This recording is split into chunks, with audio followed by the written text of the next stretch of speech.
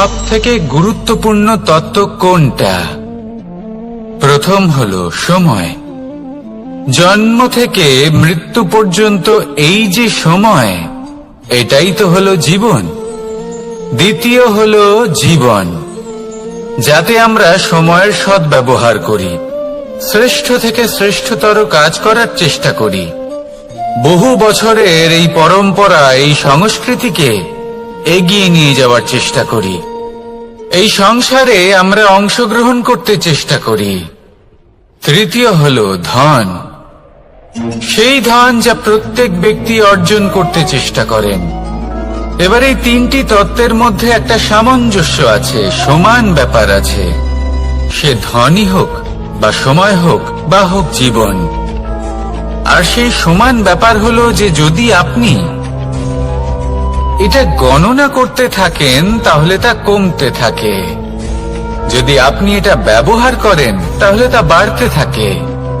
একে সংগঠিত করে রাখতে চেষ্টা করলে এ হাত থেকে ফসকে যায়, কিন্তু যদি আপনি একে সামলে রাখতে শিখে যান তাহলে এমন কাজ করবেন যাতে সংসারের সাথে সাথে পরবর্তী প্রজন্ম লাভবান হবে। যদি কিছু শিখতে চান তাহলে সামলাতে শিখুন, গণনা করা বা সংগঠিত করা নয়। আসুন আর আমার সাথে ভালোবেসে বলুন, রাধা রাধা। এই জীবনে আমাদের দুজন সঙ্গী, এক হলো অন্ধকার আর এক হলো প্রকাশ। এবার যখন এই অন্ধকারে আমরা প্রদীপ জ্বালাই, সেই প্রকাশের জন্য অন্ধকার আমাদের উপর রুষ্ট হয়ে চলে যায়। এবার যদি অন্ধকারকে খুশি করতে যাও তাহলে প্রকাশ আমাদের উপর রুষ্ট হয়ে চলে যায়। এ হলো ঠিক সেই পরিস্থিতি যে আমাদের দুই বন্ধু, তাদের মধ্যে সদ্ভাব নেই। যদি কোনো একজনের মান ভাঙাতে বা খুশি করতে যাও তাহলে দ্বিতীয়জন অবশ্যই রুষ্ট হয়। সেই অবস্থায় আপনাকে বোঝদারের মতো কাজ করতে হবে, যে কখন কাকে সমর্থন করতে হবে, কখন কার সাথে চলতে হবে। যদি পারেন তাহলে সকলকে একসাথে নিয়ে চলবেন। যদি কোনো মানুষের মধ্যে বনিবনা না হয় তাহলে তাদের মধ্যে সামঞ্জস্য বজায় রেখে সংসারের রীতিনীতির চক্র চালিত করা, এটাই তো হলো মনুষ্য জীবন। এবার এটা কিভাবে করা সম্ভব? শুধুমাত্র প্রেমের দ্বারা। তাহলে এইভাবেই সবাইকে প্রেমের দ্বারা বেঁধে রাখুন আর আমার সাথে ভালোবেসে বলুন, রাধা রাধা। কিছু মানুষ বড়ই বিচিত্র হন, এমন ভাবে জীবনযাপন করেন যেন তাদের কোনোদিন মৃত্যুই হবে না। নিজেদের অহংকারের বশে একটা কথা ভুলে যান, যে যতই তারা নিঃশ্বাস নিচ্ছেন, যতই তারা জীবনযাপন করছেন, ততই তারা মৃত্যুর দিকে এগিয়ে চলেছেন। কারণ আমাদের এই জীবন তার নিঃশ্বাসের উপর নির্ভরশীল। নিঃশ্বাস চলছে মানে জীবন চলছে। নিঃশ্বাস যদি থেমে যায় তাহলে জীবনও থেমে যাবে। আমাদের জীবনের প্রদীপ যে কোনো মুহূর্তে নিভে যেতে পারে, আর কত সময় বাকি রয়েছে সেই বিষয়ে আমাদের কোনো ধারণাই নেই। তাই যে মুহূর্ত আমরা এখন যাপন করছি সেটার সদ্ব্যবহার করে নেওয়া যাক, কোনো শুভ কর্ম করে নেওয়া যাক, এমন কোনো কর্ম যার দ্বারা আমাদের ব্যক্তিত্বতে এমন এক চমক আসে যে আমাদের মৃত্যুর পরেও এই সংসার আমাদের চিরস্মরণীয় করে। কারণ একটা কথা ঠিক, মৃত্যু হলো একটা অটল সত্য, তাকে মেনে নিতেই হবে, স্মরণীয় করে রাখতেই হবে। যে সময় আছে তার সদ্ব্যবহার করুন আর আমার সাথে ভালোবেসে বলুন, রাধা রাধা। এই সংসারের সব থেকে বড় সুখ কি? কেউ বলবেন নিজের লক্ষ্য প্রাপ্ত করা, কেউ বলবেন ধন উপার্জন করা, কেউ বলবেন নিদ্রাই সব থেকে বড় সুখ, কেউ বলবেন রাজ্য লাভ করা, আবার কেউ বলবেন মাতার হাত থেকে খাবার খাওয়া, আদি ইত্যাদি। কিন্তু যদি সত্যি কথা বলি, এই সংসারের সব থেকে বড় সুখ হলো সেবা করা। কখনো কাউকে সেবা করে দেখুন। এই সেবা দ্বারা অন্য কোনো মানুষের আশীর্বাদ লাভ করাতেই সুখ রয়েছে। আপনার সেবা ভাব দ্বারা যখন কোনো মানুষ নিজের অন্তরাত্মা থেকে আপনাকে আশীর্বাদ করে, তার থেকে বড় সুখ আর কিছুই নেই। কারণ প্রত্যেক মানুষের মধ্যে ঈশ্বর বাস করেন। নরের সেবাই হলো নারায়ণের সেবা। নিষ্কাম সেবা করাই হলো সবথেকে বড় সুখ। তাই নিজের অন্তরে সেবার এই ভাব জাগ্রত করুন। যে সুখের কথা আমি বলছি, সেই সুখ অনুভব করেই দেখুন। এই মন সুপ্রসন্ন হয়ে বলবে, রাধা রাধা। মানুষের এই জীবন, মানুষ জন্ম নেয়, একটা নির্দিষ্ট সময়ের পরে এই সংসার ত্যাগ করে চলেও যায়। এবার শুধু এটাই আবশ্যক নয় যে এই জীবনকালকে আপনি যাপন করবেন, শুধু এটাই গুরুত্বপূর্ণ নয়।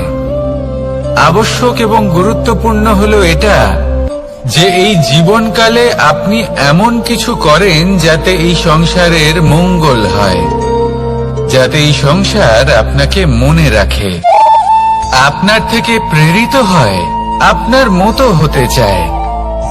প্রত্যেক বছর আপনার জন্মতিথির অপেক্ষা করে, এমন ভাবে আপনার জন্মদিন পালন করে যাতে সেটা মহোৎসবের আকার ধারণ করে। এবার এই জন্মদিন এমনি এমনি মহোৎসবে পরিণত হয় না। তখন হয় না যখন কোনো ব্যক্তি রাজার রূপে বা কোনো গোয়ালার রূপে জন্মগ্রহণ করে। তখন পরিণত হয় যখন একজন মানুষ জন্মগ্রহণের পরে এই সংসারকে কোনো শিক্ষা দিয়ে যান। কিভাবে একজন মানুষ গোয়ালা থেকে রাজা হতে পারে, কিভাবে একজন মানুষ অসত্য থেকে সত্যের পথে চলতে শুরু করেন, অধর্ম থেকে ধর্মের পথে চালিত হতে পারেন, কিভাবে অন্ধকার থেকে প্রকাশের দিকে যেতে পারেন, কিভাবে নিজের আত্মাকে পরমাত্মার সাথে মিলিত করতে পারেন। তা সে রামনবমী হোক বা জন্মাষ্টমী হোক, তাদের জীবনের সাথে জড়িত প্রত্যেক মুহূর্ত একটা পরবের আকার ধারণ করে। তাহলে আপনিও এইভাবে নিজের জীবন যাপন করতে থাকুন। এই সংসারে শুধু ভালোবাসা বিতরণ করুন, কিছুটা এমন ভাবে বিতরণ করুন যাতে আপনি এই সংসার থেকে চলে যাওয়ার পরেও এই সংসারে আপনি শুধুই ভালোবাসা বিতরণ করতে পারেন। যদি আপনি এরকম করেন, সংসারকে প্রেরণা দেন, তাহলে আপনার জীবনও রাধা কৃষ্ণের প্রেমের মতোই অলৌকিক এবং দৈব হয়ে উঠবে। আসুন আর আমার সাথে ভালোবেসে বলুন, রাধা রাধা। আপনি এটা শুনে থাকবেন যে ছোট্ট একটা বালক, সে ঈশ্বরের প্রতিরূপ হয়। কিন্তু এমন কেন বলা হয় তা কি আপনি কখনো ভেবে দেখেছেন? আমি আপনাকে বলছি। কোন একটা ছোট্ট বালককে দেখুন, সে কি করে? সকলকে সমান চোখে দেখে। ওর মনে না কোনো ছলনা রয়েছে, না কোনো কপটতা, না অহংকার রয়েছে, আর না কোনো বিষয় নিয়ে কোনো চিন্তা। সকলকে সে সমান চোখে দেখে আর নিজের মধ্যেই প্রসন্ন থাকে, সকল বিকার থেকে মুক্ত। এগুলোই তো সেই গুণ সেই বালকের মধ্যে, যা হলো ঈশ্বর স্বরূপ। এবার ভেবে দেখুন, যদি প্রত্যেকটা মানুষ এই ছোট বালকের মতো সেই সব গুণ নিজের মধ্যে জাগ্রত করে তোলে, তাহলে কি হবে? তারাও ঈশ্বর তুল্য হয়ে উঠবে। তাই আপনিও এটাই করুন, নিজের মনকে বিকার মুক্ত করুন সেই ছোট্ট বালকের মতো। মনের মধ্যে না কোনো চিন্তা রাখবেন, না মোহ, না ক্রোধ, না কোনো রকমের ছলনা বা কপটতা। সবাইকে সমান চোখে দেখুন আর নিজের মনেই প্রসন্ন থাকতে শিখুন। এই মন প্রেমময় হয়ে বলবে, রাধা রাধা। মানুষের জীবন বড়ই বিচিত্র হয়। যেই মুহূর্তে জন্ম নেয় একটা প্রতিস্পর্ধায় প্রবেশ করতে থাকে। মানুষ জন্ম নেয় আর প্রতিস্পর্ধা শুরু হয়ে যায় ভাই এবং বোনের মধ্যে সর্বশ্রেষ্ঠ হবার, সবার থেকে এগিয়ে থাকার। তারপরে সে যায় গুরুকুলে। নিজের বন্ধুদের মধ্যে সর্বশ্রেষ্ঠ হওয়ার প্রতিস্পর্ধা শুরু হয়। এবার সেখান থেকে বাইরে বেরিয়ে সংসার জীবনে প্রবেশ করে ধন উপার্জনের প্রতিস্পর্ধা শুরু হয়। তা সে যুদ্ধই হোক বা কলা হোক, এই প্রতিস্পর্ধা কখনোই আমাদের পিছু ছাড়ে না। তাই যদি প্রতিস্পর্ধা করতেই হয়, তাহলে আমরা মানুষকে সাহায্য করার প্রতিস্পর্ধা কেন করব না? এমন এক প্রতিস্পর্ধা যাতে যে কেউ জিতুক বা যে কেউ হারুক না কেন, লাভ সকলের হবে। সকলের মধ্যে প্রেম বিতরণ করতে থাকুন, এইভাবেই আনন্দ বিতরণ করতে থাকুন, আর আমার সাথে ভালোবেসে বলুন, রাধা রাধা। দু রকমের প্রাকৃতিক বেগ থাকে। প্রথম হলো বর্ষা। যখন এর বর্ষণ হয় তখন মাটিকে শীতল করে নতুন ফসল ফলায়। আর দ্বিতীয় হয় পবন, যা আমাদের সর্বদা শ্বাসবায়ু প্রদান করে। অশান্ত এই মনকে শান্তি প্রদান করে, এই ক্লান্ত শরীরে স্ফূর্তি প্রদান করে। আমাদের জীবনে যত আবেগ আছে তা হয় বর্ষার মতো হওয়া উচিত, নয় হওয়া উচিত পবনের মতো। ক্রোধ, মতভেদ, বিবাদ এগুলো হওয়া উচিত বর্ষার মতো। অর্থাৎ কিছু সময় পরে যেন এরা নিজে থেকেই ছিন্ন ভিন্ন হয়ে চলে যায়। আর যদি পবনের মতো কোনো আবেগ থাকা উচিত, তা হলো প্রেম, যা সর্বদা শ্বাসবায়ু প্রদান করে, সবসময় সাথে থাকে। একে আমরা অনুভব করতে পারি না, কিন্তু এ আমাদের অনুভব করার জন্য প্রাণবায়ু প্রদান করে। আর যখন চক্রবাতের মতো সে ভয়ঙ্কর হয়ে ওঠে, তখন সমগ্র সংসার বদলে দেয়। এর সারমর্ম একটাই, শক্তি। মতভেদ, ক্রোধ, বিবাদের মধ্যে নেই। শক্তি যদি থাকে, তা আছে প্রেমের মধ্যে। তাই এই প্রেমকে মনের মধ্যে রাখুন আর আমার সাথে বলুন, রাধা রাধা। প্রত্যেকটা মানুষ আলাদা হয় আর অত্যন্ত বিশেষ হয়। প্রত্যেক মানুষ ভিন্ন ভিন্ন পরিবেশে পালিত হয়, বড় হয়। প্রত্যেকের নিজস্ব চিন্তা ভাবনা থাকে, নিজস্ব বিচারধারা থাকে। যখন অনেক ভিন্ন বিচারধারা একত্রিত হয়ে যায়, তখন শুরু হয় বিবাদ। এবার এই বিবাদের সময় আপনি দেখবেন, দুই ব্যক্তি যাদের মধ্যে এই বিবাদ হচ্ছে, সবসময় এটা প্রমাণ করতে চান যে তার সামনের ব্যক্তি এবং তার ভাবনা, তার বিচারধারা বা তার বক্তব্য হলো অনুচিত। এবার এটাই যদি প্রেমপূর্বক রূপে আপনি ভেবে দেখতে চেষ্টা করেন যে সামনের ব্যক্তিটির বক্তব্য, তার মানসিকতা আসলে কি, তাতে উচিত ঠিক কি, সেটা আমরা বুঝতে পারি। একদিকে হলো এই বিবাদ, যা আপনাকে সামনের ব্যক্তিটিকে অনুচিত প্রমাণ করতে বাধ্য করে। আর অন্যদিকে হলো প্রেম, যা সামনের ব্যক্তিটির যুক্তি বুঝতে সাহায্য করে, তাতে উচিত কি রয়েছে সেটা বুঝতে বাধ্য করে, তাকে মহান হয়ে ওঠার পথে অগ্রসর হতে বাধ্য করে। তাই এই বিবাদকে ত্যাগ করুন আর প্রেমকে আপন করে নিন, আর এই প্রেম ভাব নিয়ে বলুন, রাধা রাধা। এই সংসারে বড়ই বিচিত্র এক শব্দ আছে, মূল্য। এর প্রয়োগ আমরা জীবনেও করে থাকি, আবার ব্যবসাতেও করে থাকি।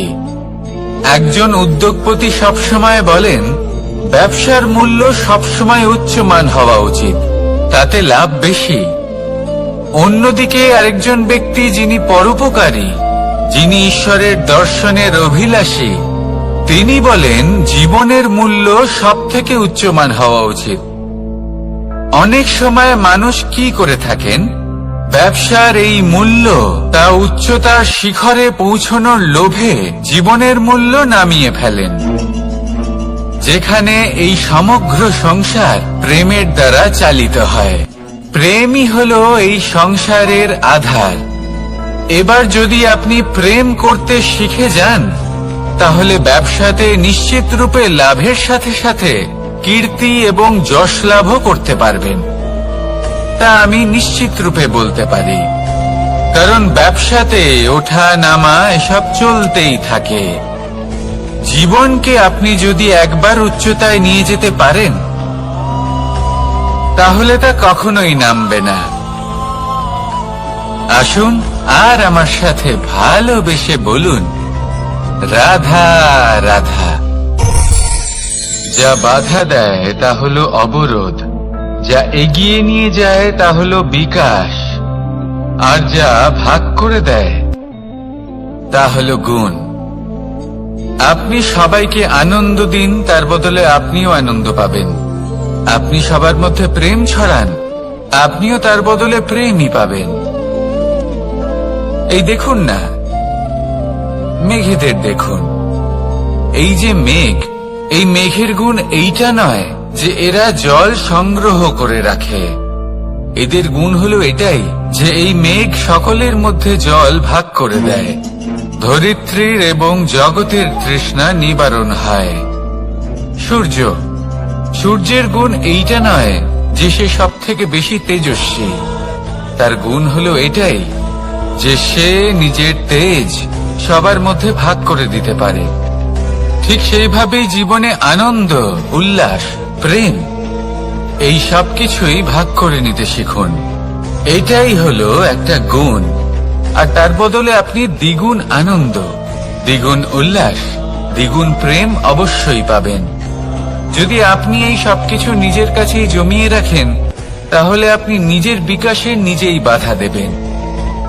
আসুন আর আমার সাথে ভালোবেসে বলুন, রাধা রাধা। আপনি কখনো মাখনের হাঁড়ি ভেঙেছেন? কত আনন্দ পাওয়া যায়। এই মাখনের হাঁড়ি ভাঙলে পুরো মাখন আমাদের গায়ে এসে পড়ে আর মন উচ্ছ্বসিত হয়ে ওঠে। কিন্তু তার জন্য বালগোপালদের কত চেষ্টা করতে হয় সেটা কখনো ভেবে দেখেছেন? প্রথমে বড়ই পরিশ্রম করে একের ওপর এক সাবধানে ওপরে চড়তে হয়, তারপরে ভারসাম্য বজায় রাখতে হয়, পড়ে গেলে হবে না। তারপর এই হাতের দ্বারা সেই মাখনের হাঁড়ি ভাঙতে হয়, তখন মাখন পড়ে। এবার এরকমই কিছু আমাদের জীবনে আমাদের সাথেও হয়। এবার আপনি বলবেন যে মাখনের হাঁড়ি ভাঙার এই প্রক্রিয়া, তার সাথে জীবনের কি সম্পর্ক থাকতে পারে? আসলে আমাদের মনের মাঝেও একটা হাঁড়ি রয়েছে, অহংকারের হাঁড়ি। আর এই অহংকারের হাঁড়ি যখন ভেঙে যায়, তখন প্রসন্ন হবার আনন্দ চতুর্দিকে ছড়িয়ে পড়ে। এই মন, এই আত্মা, এই দুই প্রসন্ন হয়ে যায়। কিন্তু তার জন্য আপনাদেরকেও বালগোপালের মতো চেষ্টা করে যেতেই হবে, ভারসাম্য বজায় রাখতেই হবে মনের মাঝে এবং এই বুদ্ধিতে, ভালো এবং মন্দের মধ্যে, লোভ এবং পরমার্থের মধ্যে। আর তারপর নিজে হাতে অহংকারের এই হাঁড়ি ভেঙে দিতে হয়।